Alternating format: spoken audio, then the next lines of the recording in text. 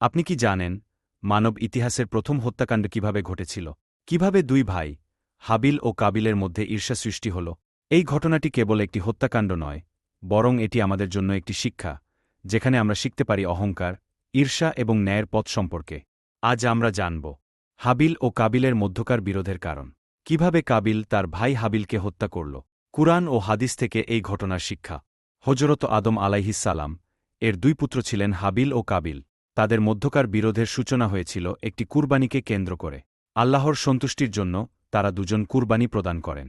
আল কুরআনে সূরা মাইদায় ২৭ নম্বর আয়াতে আল্লাহ বলেন, তাদেরকে আদমের দুই পুত্রের কাহিনী যথাযথভাবে শোনাও। যখন তারা উভয়ে কোরবানি করল, তখন একজনের কোরবানি কবুল করা হল এবং অন্যজনের কোরবানি গ্রহণ করা হল না। সে বলল, আমি অবশ্যই তোমাকে হত্যা করব। কাবিল ক্রোধে ফেটে পড়ল। সে ভাবল, কেন তার কুরবানি গ্রহণ হল না? সে বুঝতে পারল না যে আল্লাহ তাকওয়াসম্পন্নদের কুরবানি কবুল করেন। যদি তুমি আমাকে হত্যার জন্য হাত বাড়াও, আমি তোমাকে হত্যা করব না।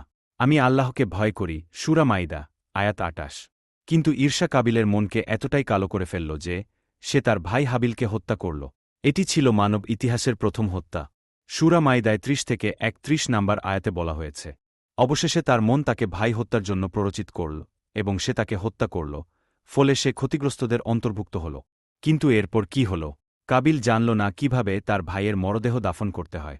তখন আল্লাহ একটি কাক পাঠালেন, যে মাটিতে খোঁড়াখুড়ি করে দেখাল কিভাবে দাফন করতে হয়।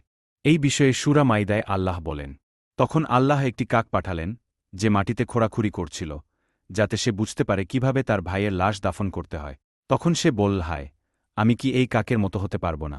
আমরা এই ঘটনা থেকে কি শিক্ষা নিতে পারি? ১. ঈর্ষা মানুষকে ধ্বংস করে দেয়। ২.